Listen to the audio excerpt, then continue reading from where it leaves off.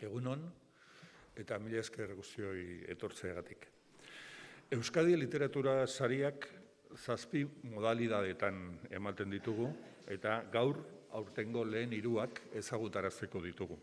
Euskarazko literatura, euskarazko haur eta gazte literatura, eta euskarazko literatura itzulpena. Beste 4 datorren astean emango ditugu ezagutzera. Norbaitek esango dut zergatik ez guztiak batera. Ez ditugu guztiak batera aurkezten iruditzen zaigulako 7 izanik, 2 txandatan egiteak aukera ematen duela autore eta obra sarituetan atentzio eta arreta handiagoa jartzeko. Eta ez dugu ahazten Euskadi literatura sari hauen helburu nagusia atentzioa erakartzea dela, gure literaturaren arloan sortzen diren obra horiei begira jar gaitezen eta egileak ere hobeto ezagutu ditzagun. Gaur, iragartzen ditugun sarituak hemen ditugu, 3 gurekin. Euskadi saria, euskaraz idatzitako literaturaren modalitatean, Pello Lizarralde Larrazaren argiantza kontakizunari eman dio epaimahaiak. Euskadi saria euskaraz sortutako haur eta gazte literaturaren arloan, Angel Lertxundiren Altzaren Muñoa lanari. Eta azkenik, Euskadi literatura saria euskarazko literatura itzulpenaren arloan, Josean Elosegi Agirreri Nik kantatu nuen eta dantza egiten du mendiak lanaren itzulpenagatik. Lan hau jatorriz, katalanez idatzi zuen Irene Solak, Canto yo y la montana baila, eta berak moldatu du eta ondu du euskarazko itzulpena. Aurten saritzen ditugun lanak, 7, kasu honetan 3, 2020ko uztakoak dira. Lizarralderen lana, Ereinek argitaratua, joan den urteko ekainean jalgi zen plazara. Eta Lertxundirena elkarren eskutik ere ekainean. Eta gogoratu nola geunden joan urteko ekainean. COVID pandemiaren ondorioz ezarritako itxialditik ateratzen.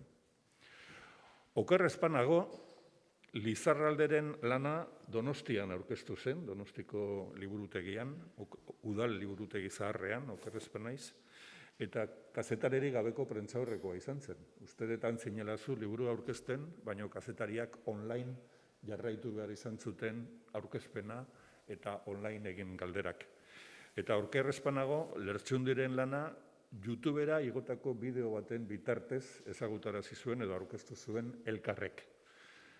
Nola geunden adierazteko modu egokia da. Etzen inorentzako aldi errez bat izan. Baina zailtasun guztien haien erdian, uste dut, askorengan irakurzaletasuna piztu zuen momentu bat izan zela. Eta askok irakurzaletasun hori elikatzeko momentua izan zutela. Kasu askotan eta hasieran irakurketa horrek ere online izan behar izan zuen, baina liburuak egiten dituztenek eta argitaratzen dituztenek esaten dutenez, piztu du hazi bat eta 2020 urtearen balantzea literatura lanen sorkuntza, argitalpen eta salmenten aldetik ez da urte txarra izan. Nahi genuke literatura sari hauek, ze hori dute, lehen aipatu ez dudan 3. helburu nagusia, balio izatea irakurzaletasuna areta gehiago bizkortzeko. Zorionak gaur aurkezten ditugun 3 irabazleei. Gure uztaren, aniztasunaren eta oporatasunaren irakusgarri direla ustu dugu.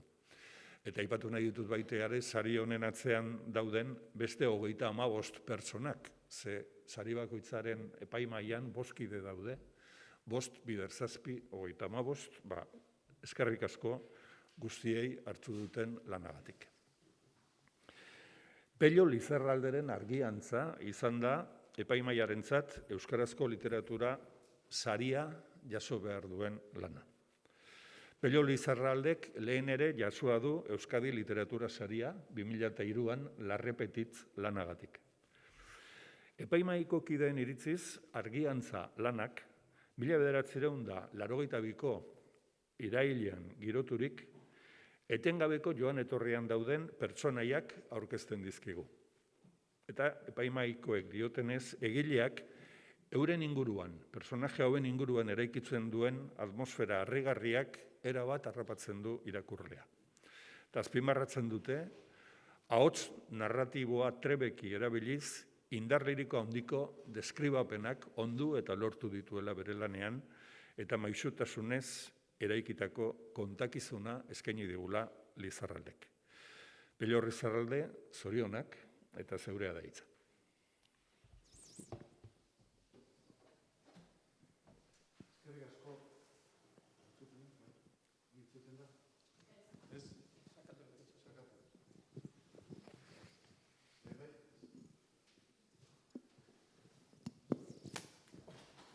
Bai. Mila esker epaimahaikideei. Mila esker sari hau babesten eta bultzatzen dutenei. Ez da gauza txikia hainbeste liburu argitaratzen den garai batean zurea nabarmendu izana. Ez da errazanik biziki eskertzen dut hori. Izan ere, zerbait argitaratzen duzunean batez ere iritziak nahi dituzu. Hau beste iritzietako bat da, liburu honekin asko eta asko jaso ditut eta horrekin pozik egun beste erremedioik ez dut. Hori da, azken batean idazle batek nahi duena, iritziak era guztietakoak. Baita liburuaren aldekoak ez direnean edo liburuaren kontrakoak direnean ere. Hainbeste urte erdi honetan kateatu diren itxialdi honen ondorioz, gauza harrigarriak entzun ditut. Hedabideek zabaldu dute azken aldi honetan kultura gosea dagoela. Eta nik ez dakit hori egia den ala ez, baina nahi nuke ez izatea bederen espektakulo hutsa eta espektakulu hutsaren beharra. Handik aurrera gehiago dago, gehiago bilatu behar da, zaila da oraindik ere gure hizkuntzan sare sendo bat eta txukun bat zabaltzea. Zaila dute, editorek zaila dute leku askotara helarazi nahi dutenek guk egindako lana, eta hori oraindik ere tamalez askotan ez da behar bezala egiten, eta laguntza guztiak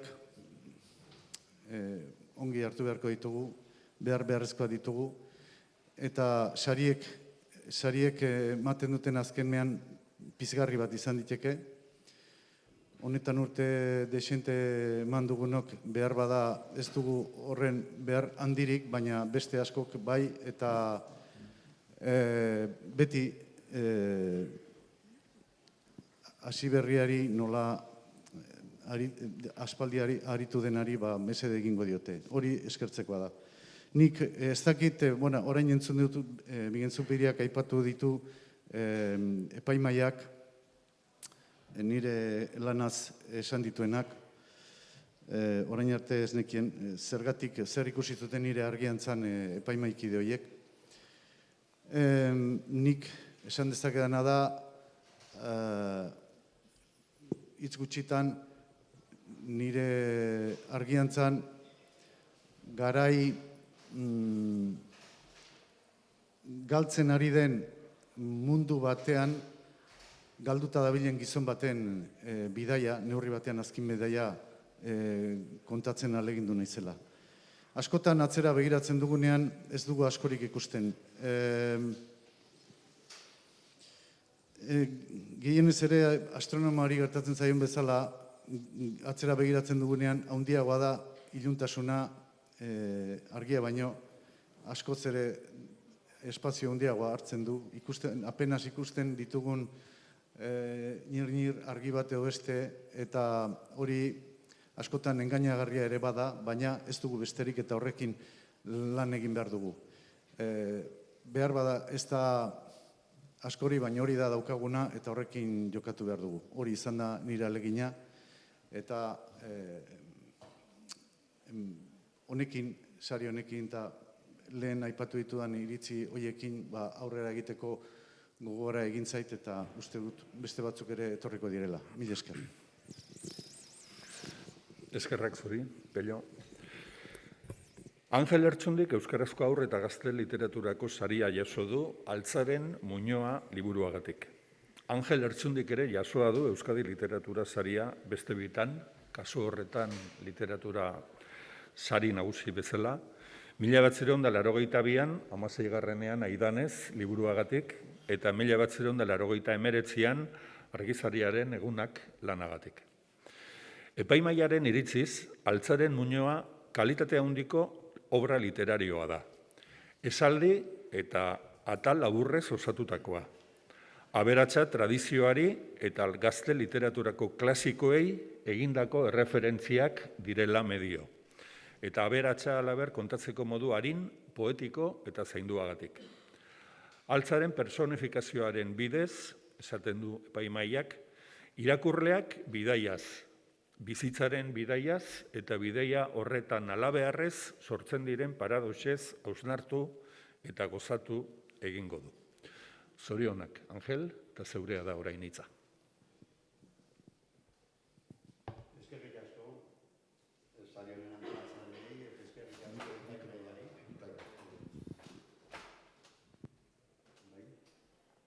Bai? Eskerrik asko, sari honen antolatzaileei, Eusko Jaurlaritzari, eskerrik asko noski. Epaimahaiari, bai? Bai?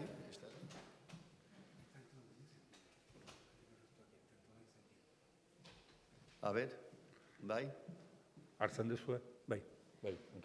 Bueno, ia bukatzen dudan, zerak epaimahaiari eskerrak ematea, ze ez da bat lan erraza izaten epaimahaiena, hainbat lanen artean erabaki beharra eta erabaki behar horretan, apustu egin beharra askotan ugaritasuna dagoen toki batean eta ugaritasun artistiko bat dagoen toki batean eta lan desberdinen artean erabaki beharra eta ez da xamurra izaten. Nerea aukeratu zuten eta aukera zezaketen gaur haur literatura dagoen mailan aukera zezaketen beste bat. Altzaren Muñoak badu bere intrahistoria bat, egoera neko zailetan nengoen batean, bilobak eskatzen hasi zaizkidan, ipuin bat kontatzeko, gauez, lota baino lehenago. Eta nik ez neukan gorputzaldirik bat ere horretarako, baina azkenean amen eman da hasi nintzen, ipuin bat kontatzen, ni neuk ere, ez nekiena, inoiz burutik pasa ez zitzaidana, eta improvisatzen hasi nintzen, altza baten historia bat, arbola baten historia bat. Arbol bat, hitz egiten ez duena, ibiltzen ez dena, ez dena ezertarako gai, mundu ezagutzen ez duena, eta baka-bakarrikan ikusten duena bere inguruan eta entzuten duena. Imaginatuz, entzuten duela eta ikusten duela. Eta hori imaginatu daiteke, ze gure tradizio zaharrean, bada esaera bat esaten duena, bazan behin, landareek eta gauzek hitz egiten zekitenean, eta bazan behin, landarek eta hitz egiten bazakiten garaiura, eta zergatik ez arbolek ere entzuteko gaitasunik ez izan eta ikusteko gaitasunik ez izan. Beraz, zailtasunez betea zen altza baten historia kontatzea, eta, ez dakit, arreta jarri zuten bilobek, eta pentsatu nun, zertan asmatu nuela. Eta uste dut, pixka sekretua horretan zegoela. Gauza inanimatutzat daukagun elementu bat, kasu honetan arbola, bizi ematea, eta beraiek arbol hori bizirik sentitzearena. Eta arbol horren trajektoria esango nuke existentzial bat da bizitzaren kontakizun bada, ibai batean behera egindako kontakizun bada, zeren arbolak ez zuen beste ametsik itsasoa ezagutzea. Erreka ondoan zeukan, altzak beti erreken ondoan daude, eta itsasoa oso urruti. Eta berak nahi zuen itsasoa ezagutu. Ze entzuten baitzituen Venezia edo Londres edo horrelako izenak ezagutzen baitzituen, eta berek gogoa zuen hori dana ezagutzeko. Eta non ugolde batzutan, altza botatzen duen ugoldeak eta ibaian behera doa. Bera ametsa betetzera. Ez da beteko, gizakion guztion ametsa guztiz betetzen ez den bezala. Baina hori da gutxiena. Importantena da, bidea egin duela altzak, eta behin ibaiak berriro lehorrera botatzen duenean, ez du ametsa galtzen, egun batean benetan itsasora iritsiko dela, eta Venezia eta Londres eta Elvis Presleyren gitarra altz egurrez egina, hori denak ezagutzeko aukeri izango dituela. Alegia, nik sinisten dut haur literaturan, bestean ere bezala, sinisten dut haur literatura dela, lehenik eta behin literatura dela, ez dela didaktika.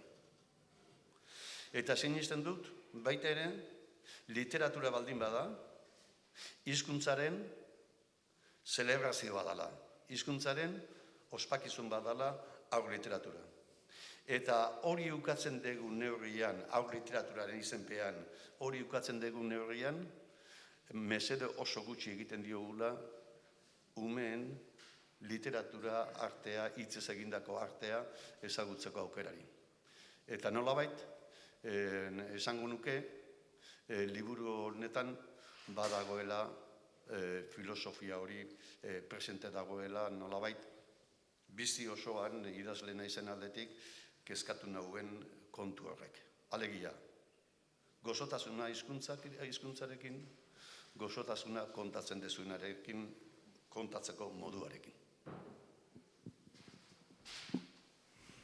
Eskerrik asko, Angel. Eta gaurko hirugarren saria edo saritua Josean Elosegi da. Nik kantatu eta dantza egiten du mendiak lanagatik, itzulpen lanagatik. Epaimahaiko kideek itzulpen honen estiloaren joritasuna nabarmendu dute. Jatorrizkoaren jario orobat bizi eta magikoa euskarara itzultzen asmatu duelako. Horren aritik, adierazten dute, azpimarratzekoak dira halaber, itzultzaileak erakutsitako irudimena eta sormenerako gaitasuna. Irene Solaren estiloak eta testuaren tonuak jarritako erronkei erantzuterakoan. Zorionak, zeuri ere, Josean, eta orain zeurea da hitza.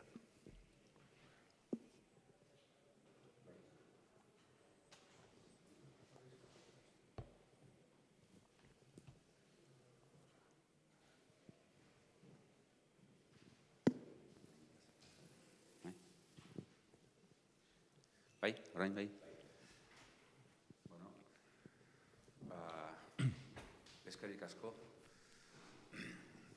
Eskerrik asko sari hauen antolatzaileei, eskerrik asko baita ere epaimahaikoei. Eta eskerrik asko bide batez liburu honen editoriari eta nola ez, liburu honen egileari. Bakizue hor zerbait itzultzea edo erabakitzen denean hor izaten dira protagonista batzuk. Liburua delarik, protagonista horiek noski hor dago editorea, baina lehenengo protagonista dudarik ez dago obraren egilea da. Eta obraren egileak onartu egin du beste hizkuntza batean agertzea. Eta orduan hor sortu da hor erlazio hori, ezta? Obraren egilearen eta editoriaren artean. Kasu honetan, Irene Sola katalana da, katalanez egin zuen liburu hau, naizta aldi berean atera zituen, katalanez eta gaztelaniaz atera zituen bi bertsioak, ezta? Baina jatorrizkoa katalanez egina da.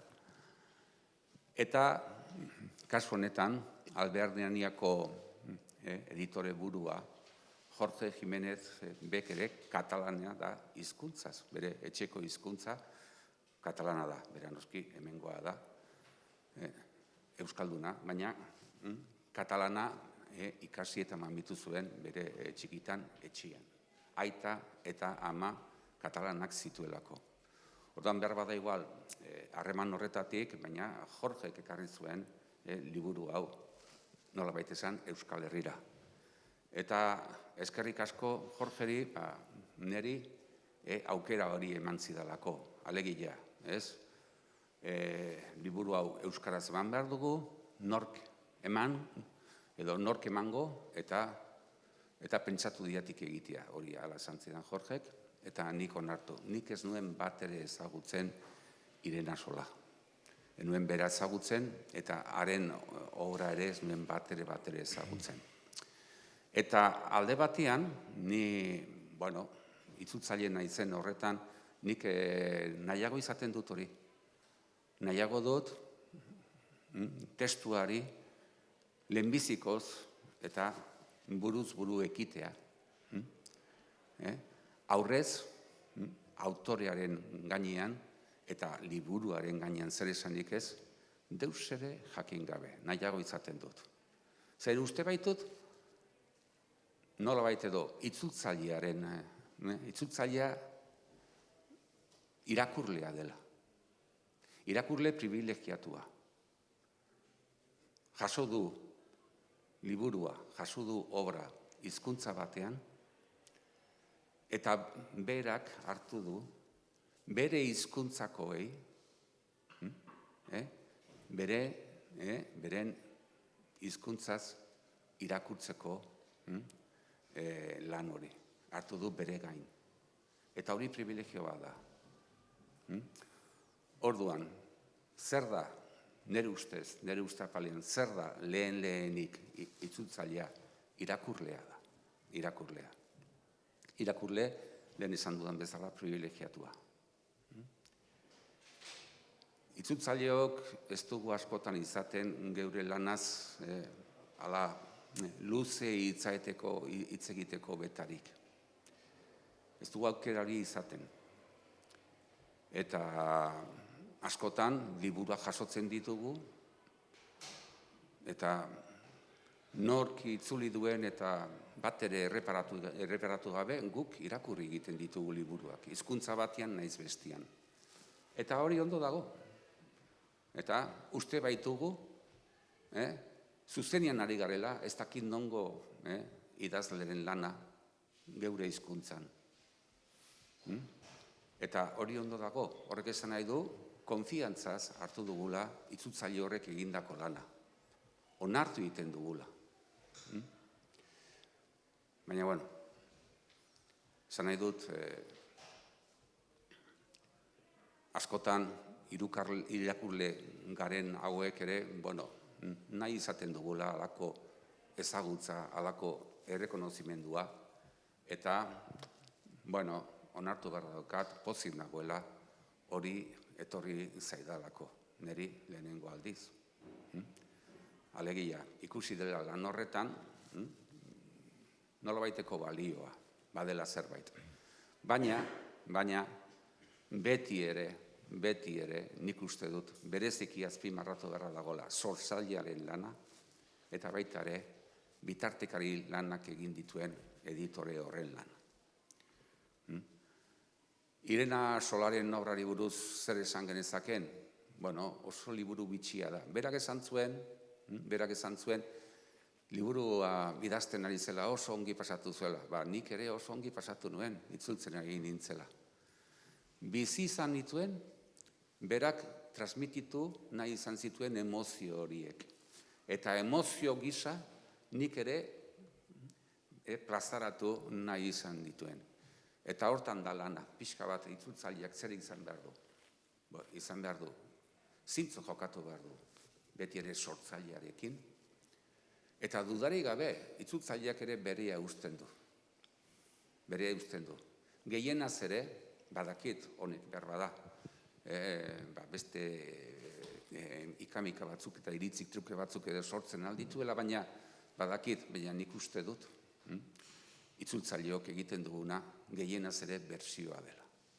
Baina hori bai, zintzo jokatzen aligintzen gara. Eta orduan, nik esan dezaket, eta hortan, estimua handikoa da, nik orain entzun dudana, ez? Epaimahaiaren iritzia, estima handikoa da. Egia da, ahalegindu egin garela Irena sola aurkezten Euskal Herrian. Eta hori, besterik gabe, berriz ere eskerrak denoi eta urrin arte. Eskerrik asko, Josean. La creación literaria, la creación de literatura para públicos jóvenes e infantiles o la traducción de obras literarias son tres pilares fundamentales de cualquier sistema literario, también del nuestro. Son pilares fundamentales tanto cuando hablamos de lenguas hegemónicas, pero quizá especialmente cuando hablamos de lenguas habladas por comunidades de menos personas, por comunidades más pequeñas, aunque las lenguas sean todas igual de grandes. Creo que la aportación que los tres autores que hoy hemos anunciado como ganadores de los premios Euskadi de Literatura es notable en los tres casos. En los tres casos se trata de autores de larga trayectoria y de largo y amplio reconocimiento por parte de la comunidad lectora, también conocidos en otros idiomas y por lo tanto suponen un acicate y una suerte para quienes podemos leerlos en el idioma original de la creación, pero también un acicate para que estas obras premiadas puedan ser conocidas y difundidas en otras lenguas para otras comunidades de otras lenguas. Los premios Euskadi de Literatura, que hoy hemos anunciado en tres modalidades, se completarán la semana que viene con las modalidades restantes de literatura en castellano, ilustración de obra literaria, ensayo en euskera y ensayo en castellano. Y la entrega de premios formal y oficial la realizaremos el día 18 de noviembre en el Museo Artium en Vitoria. Norbaitek nahi balu galderaren bat egin, hemen gauden guztiok erantzuteko prest gaude. Eta barkatu hasieran ez du ezagutuko duzu, baina Andoni Iturbe kultura sailburu ordea ere gurekin da. Zuen esanetara. Decía que, en pocas palabras, Argiantza, penumbra penumbra quizá no es un término que defina todos los matices que tiene euskera el término, pero es, en pocas palabras, el viaje, quizá el último viaje de un hombre perdido en una época que se va perdiendo, del mismo modo que él. Y decía también que es muy difícil echar la vista atrás porque, como ha mencionado, es la primera novela mía en la que hay una fecha y esta fecha es 1982. Es muy difícil mirar atrás, aunque creo que todas las generaciones están condenadas a revisar todo lo que han perdido y lo que han dejado atrás, aunque eso resulta muy difícil, y hablaba de lo que quizá, como a otros muchos, les puede suceder a los astrónomos que intentan observar ese espacio, pero cuando lo observan hay mucho más espacio ocupado por las tinieblas o por la oscuridad que por los puntos de luz que se pueden observar. Entonces es muy difícil verlo y a veces puede resultar engañoso porque somos nosotros y solo nosotros los que quizá hayamos visto eso. La intención es, al escribir, mi intención era ver si podía compartir esos atisbos de luz que yo observaba mirando atrás con los lectores. Creo que he sido muy afortunado porque me han llegado muchas opiniones y finalmente cuando uno escribe lo que quiere es recibir opiniones del tipo que sea y bueno, creo que soy muy afortunado porque he podido conseguirlo con este libro.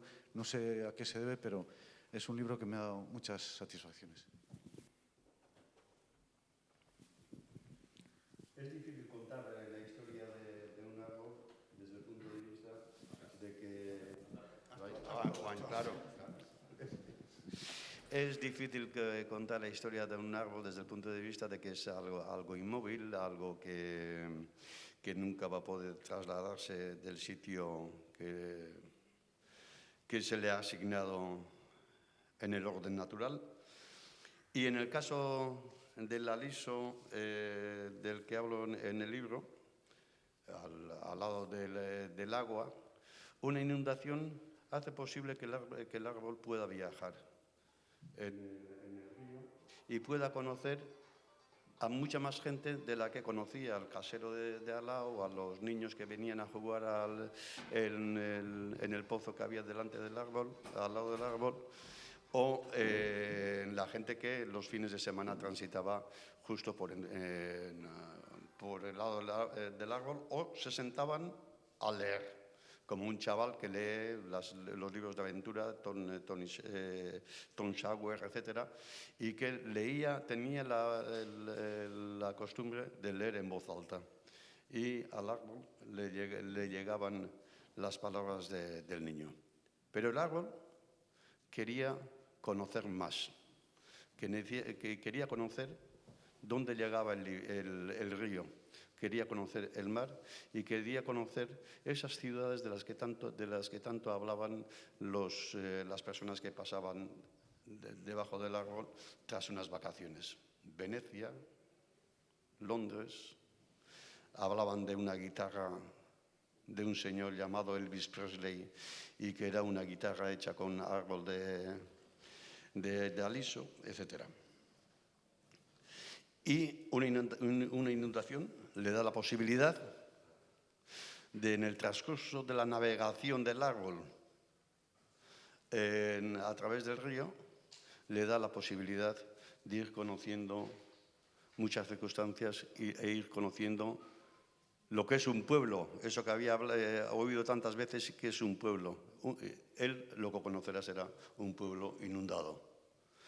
O conocerá también en esa agua lo que supone el susto de una cuna que va arrastrada por la inundación hacia el mar. Y el árbol que había hecho sombra a esa misma cuna sentirá qué es lo que estará pasando la criatura.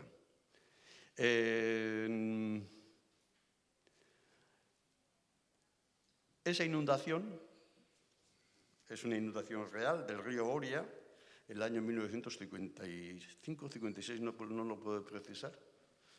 Y yo de niño conocí muchas de las cosas que ahí cito. La cuna, por supuesto, estaba vacía, estaría vacía, supongo, la cuna o la meta de hierba o los animales. Algún animal subido a un tronco, etc. Esa vida que va conociendo que nunca hubiera conocido el árbol si no hubiera habido ese viaje por la inundación. Es en realidad el canto al deseo de no estar nunca satisfecho de lo que uno es, sino de aspirar siempre a más y siempre que ese más sea mejor. En ese caso, la ambición, el deseo del árbol es conocer el mar y del mar trasladarse a esos sitios que él tanto desea conocer. Y, sin embargo, su viaje terminará justo en la desembocadura del río, cuando las olas le arrojen a una pequeña playa y quede abandonada allá en la arena. ¿Tendrá posibilidad de tener una nueva vida? Pues resulta que por cuestiones de la historia, ese árbol todavía no ha estado tan perjudicado por la inundación, por lo que ese árbol de nuevo será plantado. Con lo cual, el lector puede empezar a imaginarse que el árbol volverá a soñar que algún día llegue otra inundación y que esa vez sí, esa inundación le lleve al mar.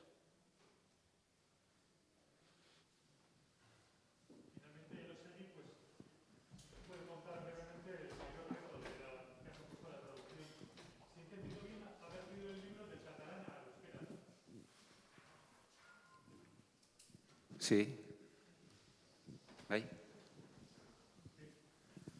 Sí, bueno, toda la traducción es reto. Y entonces, en ese sentido, pues ha sido otro reto. Como he dicho, Irene Solà escribió el libro en catalán, luego publicó el libro al mismo tiempo que su traducción al castellano,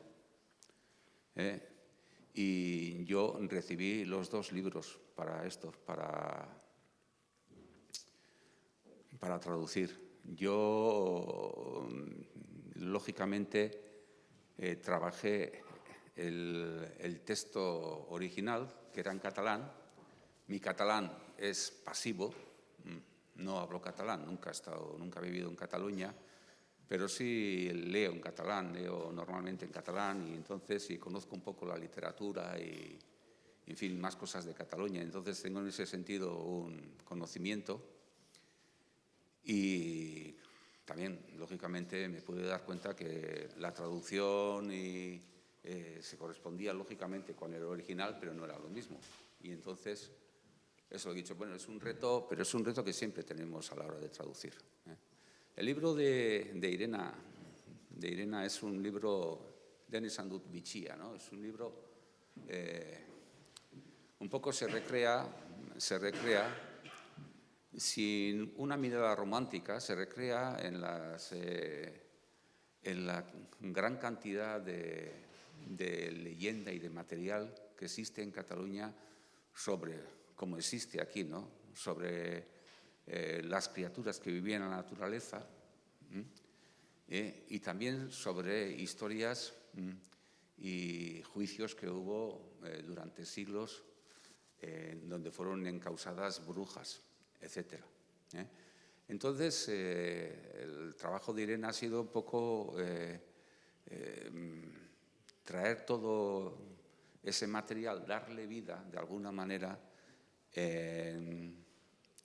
entre gente de nuestra época. Y todo eso, de gente de nuestra época, y en una Cataluña que está fuera de lo que es el ámbito de Barcelona. Entonces, una Cataluña en la que todavía está muy presente, como dice el mismo título, por ejemplo, la montaña, ¿no?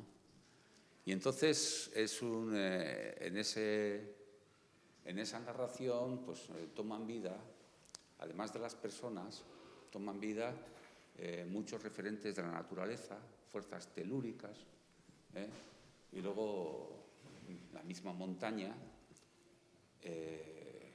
etcétera. Toman vida también las personas, los personajes que siguen vivos en la Cataluña actual, como pueden ser los gigantes o las damas, las daiguas, por decir de alguna manera, las lamiñas, etcétera. Y sobre todo, en la narración, lo que sí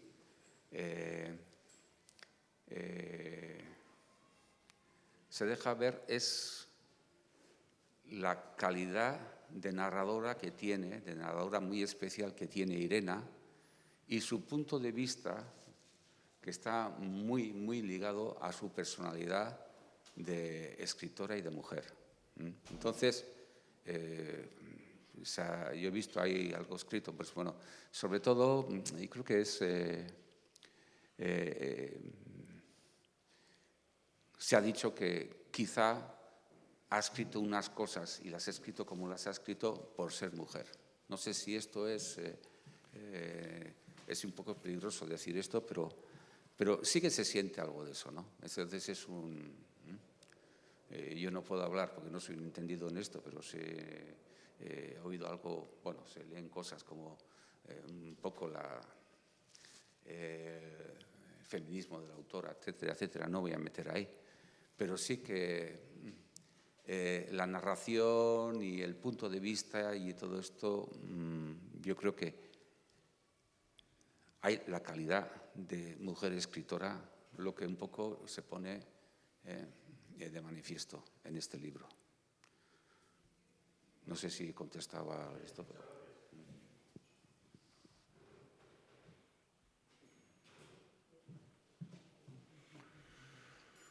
Osongi. Bueno, eskerrik asko danoi zuen arretagatik, eta hurrengora arte. Mila esker.